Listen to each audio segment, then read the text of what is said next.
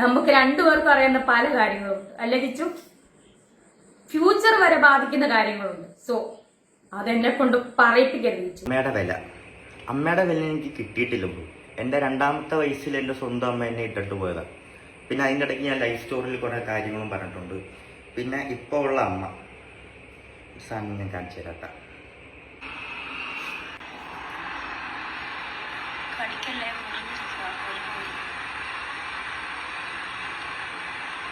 ഇതൊക്കെ നിങ്ങൾ പറയുന്ന എടുത്തു വളർത്തിയ മോൻ കണ്ട സാധനങ്ങളാണിത്. മനസ്സിലായോ? അപ്പോൾ ഞാൻ ഇത് കണ്ടു കഴിഞ്ഞാൽ ഋതപ്പന്റെ അവസ്ഥ എന്തായിരിക്കും? ഋതപ്പന്റെ കൂടെ പഠിക്കുന്നവരാണെങ്കിലും ഇപ്പം മിക്ക പിള്ളേരാണെങ്കിലും പോലും സോഷ്യൽ മീഡിയ യൂസ് ചെയ്യുന്ന ആൾക്കാരാണ് കൂടുതൽ. അപ്പം അതുവരെ കാണുന്നതായിരിക്കും. അപ്പം അവനെങ്ങനെ ഫേസ് ചെയ്യും എന്നുള്ള കാര്യം ഞാൻ അമ്മയടുത്ത് പറഞ്ഞപ്പോൾ അമ്മ എനിക്ക് തന്ന റിപ്ലൈ, ഞാൻ ചെയ്തതിൽ എനിക്ക് മോശമായിട്ടൊന്നും തോന്നിയില്ല, എനിക്ക് അതിൽ നിന്ന് 2 ലക്ഷം രൂപ 3 ലക്ഷം രൂപ കിട്ടുന്നുണ്ട്. ഞാനൊന്നും തിരിച്ച് റിപ്ലൈ എടുക്കാൻ പോയില്ല. ഞാൻ അവിടെ വെച്ചിട്ട് ക്ലോസ് ചെയ്തു ആ ചാപ്റ്റർ. മനസ്സിലായോ? നിങ്ങൾ ചാറ്റ് കാണും. കിച്ചൂസാൻ ഫുള്ള് കാണാവോ ചാറ്റ്? ഇതാണ് എന്റെ ചാറ്റ് കാണിച്ചുകൊണ്ടാണ് ഞാനിത് പുറത്ത് വിട്ടത് കേട്ടോ. അല്ലെങ്കിൽ ഞാൻ ഒരിക്കലും വിടത്തില്ലായിരുന്നു മോനെ. വേണ്ടേ കിച്ചു ഞാൻ തമ്മിലുള്ള ചാറ്റാണ്, സബ്സ്ക്രിപ്ഷന്റെ കാര്യമാണ്. അപ്പൊ എന്റെ കുഞ്ഞു മോനെ കിച്ചു, നീ സമ്മതിച്ചുകൊണ്ടാണ് അമ്മ ഇത് ചെയ്തത്. പിന്നെ മോൻ ഗുഡെന്ന് പറഞ്ഞുകൊണ്ടാണ്. മോൻ അന്ന് എന്നോട് പറയായിരുന്നേ അമ്മേ അത് വേണ്ട കേട്ടോ എന്ന് പറയായിരുന്നു, അമ്മ ഇത് ചെയ്യത്തില്ലായിരുന്നു മോനെ. മോൻ ഗുഡ് നന്നായെന്ന് പറഞ്ഞുകൊണ്ട് മാത്രമാണ് ഞാനത് ചെയ്തത്. എന്നെ വെറുതെ വിട് കിച്ചു എന്നെ വെറുതെ വിട്. പിന്നെ നമുക്ക് രണ്ടുപേർക്കും അറിയുന്ന പല കാര്യങ്ങളുണ്ട് അല്ലെ കിച്ചു? ഫ്യൂച്ചർ വരെ ബാധിക്കുന്ന കാര്യങ്ങളുണ്ട്. സോ അതെന്നെ കൊണ്ട് പറയിപ്പിക്കരുത് കിച്ചു. എന്റെ കുഞ്ഞ് നിന്നെ ചേട്ടനായിട്ട് കണ്ടുപോയി. ഇനി എന്നെ കൊണ്ടൊന്നും പറയിപ്പിക്കരുത് കിച്ചു. ഞാൻ ക്യാൻസർ വന്ന് ഇനി ഞാൻ മരിച്ചാൽ പോലും എനിക്ക് നീ ഒന്നും ചെയ്യണ്ട. എന്റെ ഋതപ്പൻ, എന്റെ കുഞ്ഞ്, ഞാൻ പ്രസവിച്ച എന്റെ ഒരേ ഒരു കുഞ്ഞ്, നിന്നെ ഞാൻ ആ ഋതപ്പനേക്കാൾ കൂടുതൽ ഞാൻ സ്നേഹിച്ചു. ഋതപ്പനേക്കാൾ കൂടുതൽ ഞാൻ നിനക്ക് എന്റെ സബ്സ്ക്രിപ്ഷനിൽ കിട്ടിയ പൈസ വരെ ഞാൻ നിനക്ക് തന്നു. ഒരുപാട് പൈസകൾ ഞാൻ ഉറക്കമൊളിച്ച്, ഞാൻ ആൽബങ്ങൾ ചെയ്തത്, ഞാൻ ഉറക്കമൊളിച്ച് ഗൾഫിൽ പോയി പ്രമോഷൻ ചെയ്തത് എല്ലാം ഞാൻ നിനക്ക് അതിൽ നിന്ന് ഒരു ഓഹരി ഞാൻ നിനക്ക് തന്നിട്ടുണ്ട്. നീ അതെല്ലാം വാങ്ങിച്ചിട്ടുണ്ട്. ആ ചാറ്റുകളെല്ലാം എന്റെ കയ്യിലുണ്ട്. പക്ഷെ ഞാൻ കാണിക്കത്തില്ല കിച്ചു. നീ അല്ല ഞാൻ. നിന്റെ അമ്മ സ്വന്തം പെറ്റതള്ള നിന്നെ ഇട്ടിട്ട് പോയതൊട്ടുള്ള 1.5 വയസ്സുള്ള ഒട്ട കഥകൾ വരെ എന്നോട് നീ പറഞ്ഞു വെച്ചു. കൊല്ലത്തെ വീട്ടിൽ വെച്ച് നീ ചെറുപ്പത്തിൽ അനുഭവിച്ച കാര്യങ്ങൾ വരെ നീ എന്നോട് പറഞ്ഞിട്ടുണ്ട്. രാഹുൽ ദാസിനെ പറ്റി എന്നെ പറ്റി പറയുന്നല്ലോ സബ്സ്ക്രിപ്ഷൻ. ഞാൻ സബ്സ്ക്രിപ്ഷൻ അല്ലേ തുടങ്ങിയുള്ളൂ നിയമപരമായിട്ട്. നിയമവിരുദ്ധമായിട്ട് ഞാനൊന്നും ചെയ്തിട്ടില്ലല്ലോ. കിച്ചു, നീ ഇപ്പോഴല്ലേ 1 വർഷമായിട്ടല്ലേ നീ ഇപ്പം സ്വന്തം കാര്യം നിൽക്കാൻ തുടങ്ങിയ കാര്യങ്ങളൊക്കെ. ഇതിനു മുന്നേ ഒരു രാഹുൽ ദാസ് ഉണ്ടായിരുന്നു. ചിങ്ങവനം ഭാഗം, കൊല്ലാട് ഭാഗം, അതുപോലെ ഈ പൊങ്ങന്താനം, ഈ Thrikkodithanam police station, Vakathanam police station ഒന്ന് തിരക്കി നോക്ക് രാഹുൽ ദാസിനെ പറ്റി. അറിയാനുള്ളവരോടാണ് ഞാൻ പറയുന്നത്. എന്നെ കുറ്റപ്പെടുത്തുന്നവരെ. എന്തായാലും രേണുസുതി അങ്ങനെ ഒരു നിയമവിരുദ്ധമായിട്ടൊന്നും ഞാൻ ചെയ്തിട്ടില്ല. ഇതിനകത്തൊന്നും എഴുന്നേറ്റ് വന്നേ പറ്റത്തുള്ളൂ എന്റെ ഋതപ്പന് വേണ്ടിയിട്ട്. നിനക്ക് ആ കുഞ്ഞിനോട് തൊള്ളി സ്നേഹം ഉണ്ടായിരുന്നെങ്കിൽ, നീ ഇത്രയും വരുമാനം നിനക്ക് കിട്ടുന്നുണ്ടല്ലോ, നീ 1 രൂപയ്ക്ക് ഒരു മുട്ടായി നീ അവന് മേടിച്ചു കൊടുക്കും. നിന്റെ അനിയനല്ലേ? എനിക്കൊന്നും വേണ്ട കിച്ചു നിന്റെ. ഞാൻ നിനക്ക് തന്നിട്ടേ ഉള്ളു പൈസ. അതിന് കണക്ക് പറഞ്ഞല്ല. ഘട്ടങ്ങളിൽ പോലും ഞാരുമില്ലായിരുന്നു. ഈ അമ്മയും നീ കുറ്റം പറഞ്ഞ നിന്റെ അളിയനും ചേച്ചിയൊക്കെ ഉള്ളായിരുന്നു. ഓരോ കുറ്റത്തിനും പോലീസ് സ്റ്റേഷൻ വരെ കയറി ഇറങ്ങി ഞാനായിരുന്നു. എനിക്ക് ഒരു സ്നേഹവും എനിക്ക് തരണ്ട. എന്നെ വന്ന് കാണണ്ട. ആരുടെ വിഷമം തീർക്കാൻ എന്നെ വന്ന് കാണും. ഇന്ന് വരെ കണ്ടുമില്ല, വിളിച്ചുമില്ല, മിണ്ടിയില്ലല്ലോ. വേണ്ട, ഇനി ഇത് വേണ്ട. എന്നെ വെറുതെ വിട്ടേക്ക്. ഈ ഉള്ളവളെ വെറുതെ വിട്ടേക്ക്. ഞാൻ ചത്താലും എന്റെ ശവം പോലും നിങ്ങൾ ആരും വന്ന് കണ്ട് എന്നെ ഒരു റീത്ത് പോലും ആരും സമർപ്പിക്കണ്ട. എന്നെ വെറുതെ വിട്ടേക്ക്. എന്റെ കൊച്ചിന് വേണ്ടിട്ട് എന്നെ ഞാൻ 1 മാസമായി ക്യാൻസർ ബാധിതയായിട്ട്. അതായത് എല്ലാവരും അറിഞ്ഞിട്ട് ക്യാൻസർ ആണെന്ന് അറിഞ്ഞിട്ട് ചികിത്സ തുടങ്ങിയിട്ട് ഞാൻ കിടപ്പാണ്. നിങ്ങൾക്കറിയാം, ഞാൻ ഈ ICUലൊക്കെ ആയിരുന്നു, വന്നാൽ വയ്യാതെ കിടന്നു. 1 മാസമായിട്ട് എനിക്ക് സബ്സ്ക്രിപ്ഷനോ ഒന്നുമില്ല. നിങ്ങൾക്ക് എല്ലാവർക്കും അറിയാം. എന്നെ കുറ്റപ്പെടുത്തിയവർ പോലും അവർ ക്ഷമ ചോദിച്ചുകൊണ്ടിരിക്കുന്ന സമയം. കാരണം ക്യാൻസർ എന്ന് പറയുന്ന രോഗം അങ്ങനെയാണ്. അപ്പം ആ സമയത്ത് ഇത്രയും നാളുമായിട്ട് മിണ്ടാതിരുന്ന കിച്ചു എന്ന രാഹുല് ഇപ്പൊ ഒരു വീഡിയോ ആയിട്ട് മുന്നോട്ട് ഇറങ്ങിയിരിക്കുന്നു. സബ്സ്ക്രിപ്ഷൻ കൊണ്ടാണ് അമ്മയെ വെറുത്തന്നോ എന്നൊക്കെ പറഞ്ഞു. ഞാനൊരു കാര്യം പറയട്ടെ. ഞാൻ എന്റെ ജീവിതത്തിൽ എന്ത് തുടങ്ങിയാലും, കിച്ചുവിനെ പരിചയപ്പെട്ടതിനെ തുടർന്ന്, സുചേട്ടൻ മരിച്ചതിനെ തുടർന്ന് എന്ത് തുടങ്ങിയാലും ഞാനത് കിച്ചുവിനെ അറിയിച്ചുകൊണ്ടാണ് ഞാൻ ചെയ്യുന്നത്. തെളിവുണ്ട് എന്റെ കയ്യിൽ, ഞാൻ നിങ്ങളെ കാണിക്കാം. കിച്ചു എന്തായാലും എന്റെ ചാറ്റ് പുറത്ത് വിട്ടല്ലോ. അപ്പൊ പിന്നെ എനിക്കും പറയണമല്ലോ, പറയേണ്ട കാര്യങ്ങൾ എനിക്കും പറയണം. ഞാൻ കിച്ചുവിനോട് പറഞ്ഞ സബ്സ്ക്രിപ്ഷന്റെ ചാറ്റ് മാത്രമേ ഞാൻ കാണിക്കുന്നുള്ളൂ. കാരണം എന്നെ പറ്റി അതാണല്ലോ പറഞ്ഞത്, സസ്പെൻഷൻ ആണല്ലോ ഇപ്പം മെയിൻ പ്രശ്നമായിട്ട് ഇപ്പം പറഞ്ഞത്. അപ്പൊ ആ സസ്പെൻഷന്റെ ചാറ്റ് മാത്രം ഞാൻ കാണിക്കാം. ഓക്കെ, ഞാൻ കിച്ചുവിനോട് പറഞ്ഞു ഞാൻ നിങ്ങളെ കാണിക്കാം. കിച്ചു സൺ, ഞാൻ സസ്പെൻഷൻ തുടങ്ങി. അപ്പൊ ഒരു സ്മൈലിയുടെ ചിഹ്നം കിട്ടപ്പോ കിച്ചു ആഹാ. അപ്പൊ ഞാൻ 500 സബ് കഴിഞ്ഞു കേട്ടോ. ആ തുടങ്ങി അന്നാണെന്ന് നിങ്ങൾ ഓർത്തോണം. എന്റെ തുടങ്ങി അന്ന് 500 സബ് കഴിഞ്ഞു കേട്ടോ. അപ്പൊ കിച്ചു എന്താ എന്നോട് പറഞ്ഞ മറുപടി, നിങ്ങൾ മേലെ ഇത് ചെയ്യരുതെന്നല്ല പറഞ്ഞത്, നിങ്ങൾ ഇനി ഇത് ഒരിക്കലും ചെയ്യരുതെന്ന് കിച്ചു അന്ന് എന്നോട് പറയുമായിരുന്നെങ്കിൽ മോനെ കിച്ചു അമ്മ സസ്പെൻഷൻ തുടങ്ങത്തില്ലായിരുന്നു. പക്ഷെ മോൻ എന്നാ പറഞ്ഞെന്നറിയോ, ഗുഡെന്ന്.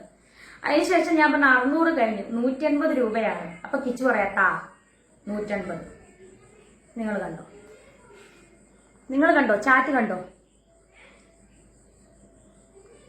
നിങ്ങൾ ചാറ്റ് കാണും. ദേ കിച്ചു സൺ ഫുള്ള് കാണാവോ ചാറ്റ്? ഇതാണ്ട് എന്റെ ചാറ്റ് കാണിച്ചുകൊണ്ടാണ് ഞാനിത് പുറത്ത് വിട്ടത് കേട്ടോ, അല്ലെങ്കിൽ ഞാൻ ഒരിക്കലും വിടത്തില്ലായിരുന്നു മോനെ. വേണ്ടേ കിച്ചു ഞാൻ തമ്മിലുള്ള ചാറ്റാണ്, സബ്സ്ക്രിപ്ഷന്റെ കാര്യമാണ്. അപ്പൊ എന്റെ കുഞ്ഞു മോനെ കിച്ചു, നീ സമ്മതിച്ചുകൊണ്ടാണ് അമ്മ ഇത് ചെയ്തത്.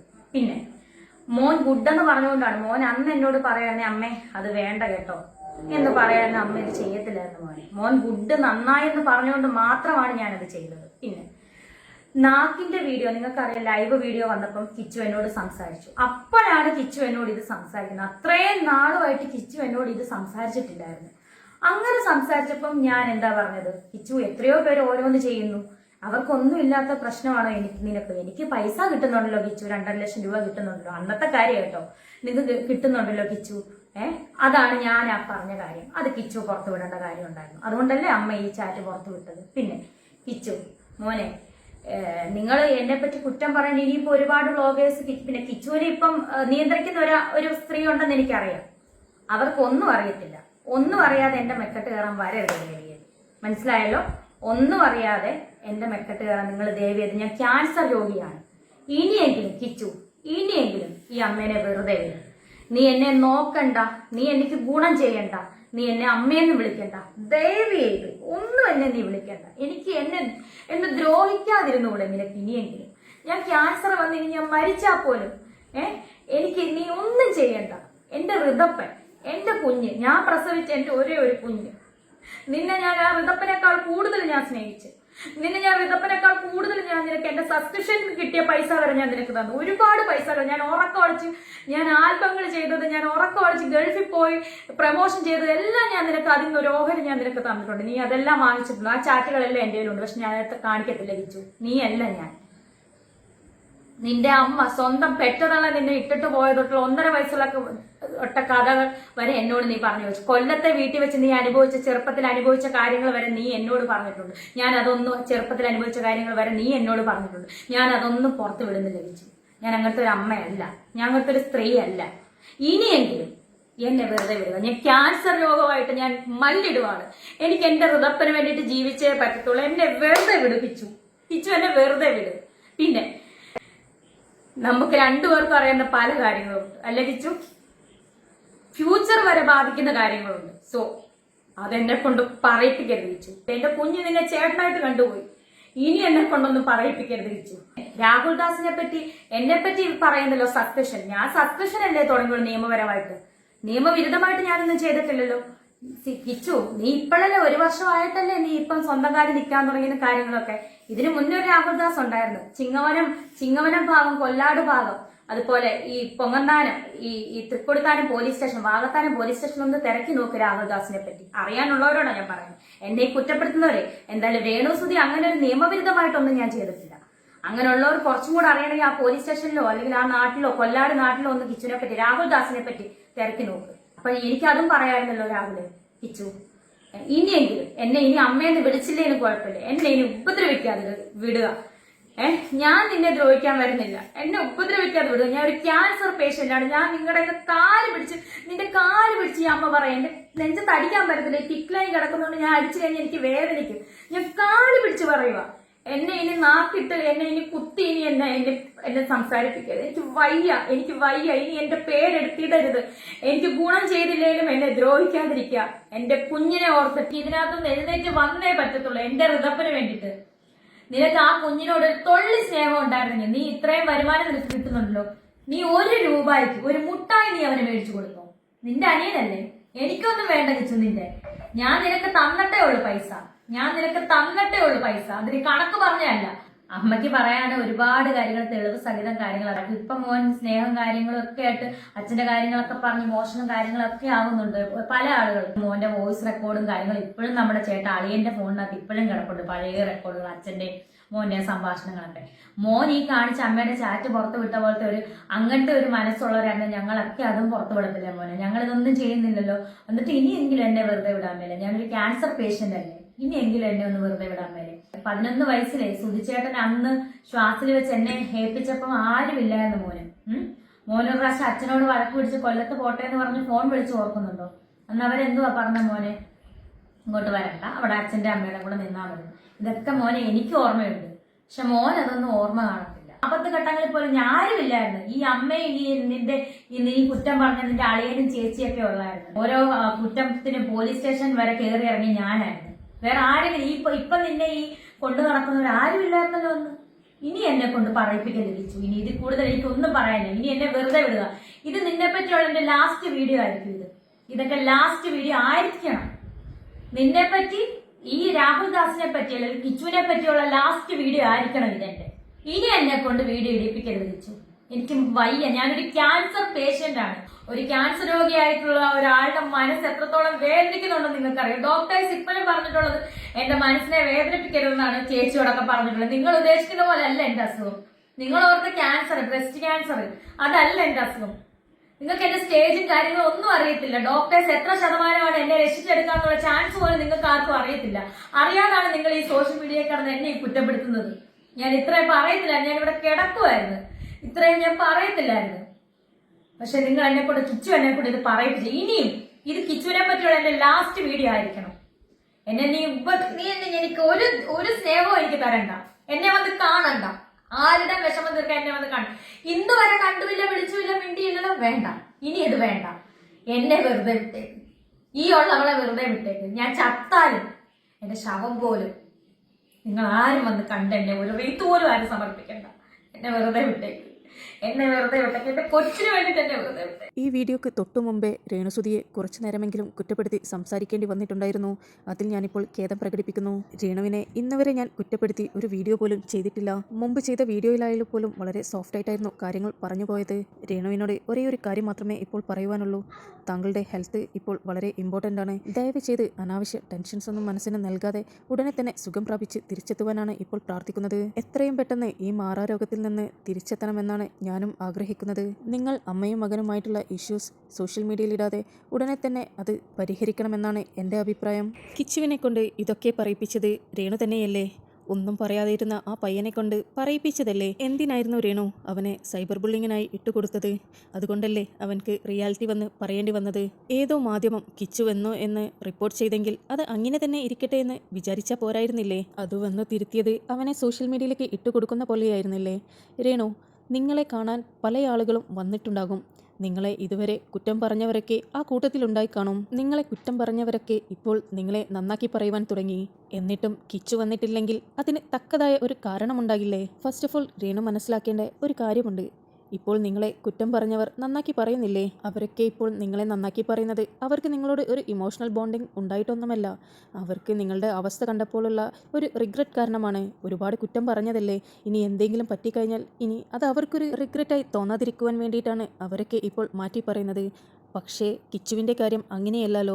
നിങ്ങളുമായിട്ട് വളരെയധികം ഇമോഷണൽ ബോണ്ടിങ് ഉള്ള ഒരു വ്യക്തിയാണ് കിച്ചു. അവൻ്റെ അമ്മയാണോ നിങ്ങൾ? ചെറുപ്പം മുതൽ അവനെ നോക്കി വളർത്തിയ അമ്മ. ഇനി കിച്ചു പറയുന്ന പോലെ ആ ഒരു സ്നേഹമൊന്നും കിട്ടിയില്ലെങ്കിലും സ്ഥാനം കൊണ്ട് നിങ്ങൾ അവൻ്റെ അമ്മയാണ്.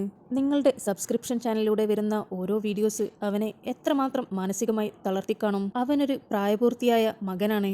അവൻക്ക് ചുറ്റുമുള്ളവരും ഏകദേശം അവൻ്റെ അതേ പ്രായമുള്ള സുഹൃത്തുക്കളാണ്. നിങ്ങൾ ഓരോ വീഡിയോ ഇടുമ്പോഴും സമൂഹം കിച്ചുവിനോടും ചോദ്യം ചെയ്യുന്നുണ്ട്, നിനക്ക് നിന്റെ അമ്മയോടൊന്ന് പറഞ്ഞ് തിരുത്താമായിരുന്നില്ലേ? ഇങ്ങനെയുള്ള പല ചോദ്യങ്ങളും കമൻറ്റുകളും അവൻ നേരിടേണ്ടി വന്നിട്ടുണ്ട്.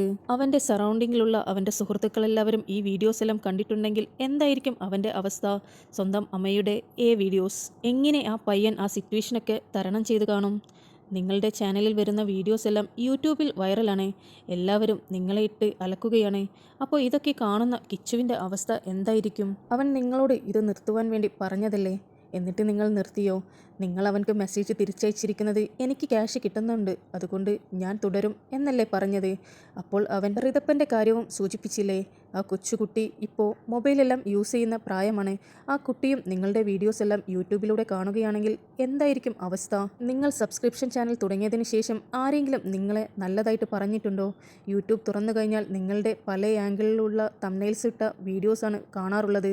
ഇതൊക്കെ ഈ കൊച്ചു കുട്ടികളും നിങ്ങളുടെ മകനും എങ്ങനെ സഹിക്കും? കിച്ചുവിൻ്റെ വാക്കുകളെല്ലാം നിങ്ങൾ ഇഗ്നോർ ചെയ്ത് കളയുകയായിരുന്നില്ലേ ചെയ്തത്? പിന്നെ അവൻക്ക് പറ്റുന്നത് നിങ്ങളുടെ കാര്യത്തിൽ ഇടപെടാതെ പോവുക എന്നുള്ളതല്ലേ. അത് അവൻ നല്ല വൃത്തിക്ക് ചെയ്യുകയും ചെയ്തു. നിങ്ങളുടെ ഒരു കാര്യത്തിലും ഇടപെടാനായി അവൻ വന്നില്ല. നിങ്ങൾക്ക് തന്നെ അറിയാം കിച്ചു എന്തുകൊണ്ടാണ് നിങ്ങളുമായി അടുക്കാത്തതെന്ന്. എന്നിട്ടും നിങ്ങളവനെ സോഷ്യൽ മീഡിയയിലേക്ക് ബുള്ളിങ്ങിനായി ഇട്ടുകൊടുക്കുകയല്ലേ ചെയ്തത്. രോഗാവസ്ഥയിൽ അമ്മയെ കാണാൻ പോകാത്ത മകൻ എന്തു മകനാണ്, നന്ദിയില്ലാത്തവൻ എന്നിങ്ങനെയുള്ള വാക്കുകളല്ലേ അവൻ കേട്ടുകൊണ്ടിരുന്നത്. ഇപ്പോൾ അവൻക്ക് ഒരു നിവൃത്തിയുമില്ലാതെയായപ്പോഴാണ് അവൻ എല്ലാ കാര്യങ്ങളും തുറന്നു പറഞ്ഞത്. ഇത് കിച്ചു എന്നോ പറയേണ്ട കാര്യമായിരുന്നു. പക്ഷേ അവൻ എന്നിട്ടും പറയാതിരുന്നത് എല്ലാം സഹിക്കാനും ക്ഷമിക്കാനും അവൻ പഠിച്ചു കഴിഞ്ഞിരുന്നു. പക്ഷേ ഇപ്പോൾ ഒരു നിവൃത്തിയുമില്ലാതെയായപ്പോഴാണ് അവൻ അത് വന്ന് പുറത്തു പറഞ്ഞത്. തീർച്ചയായും കിച്ചുവിൻ്റെ ഈ വീഡിയോയ്ക്ക് ശേഷം നിങ്ങൾക്ക് ഒരുപാട് ഹെയ്റ്റ്സ് വരാൻ സാധ്യതയുണ്ട്. അതെല്ലാം നിങ്ങളായി ഉണ്ടാക്കിയെടുത്തതാണ്. ഈ രോഗാവസ്ഥയിൽ നിങ്ങളുടെ കൂടെ സപ്പോർട്ടായി നിന്നവർ ഇനി നിങ്ങളുടെ കൂടെ ഉണ്ടാകുമോ എന്ന് പോലും അറിയില്ല. ഞാൻ കൂടുതലൊന്നും ഇനി പറയുന്നില്ല. എത്രയും പെട്ടെന്ന് നിങ്ങളുടെ അസുഖം മാറട്ടെ എന്ന് മാത്രം ഞാൻ പ്രാർത്ഥിക്കുന്നു. നിങ്ങൾക്ക് വീഡിയോ ഇഷ്ടപ്പെടുകയാണെങ്കിൽ ഒരു ലൈക്കും ഷെയറും സബ്സ്ക്രൈബും ചെയ്യാൻ മറക്കരുത്.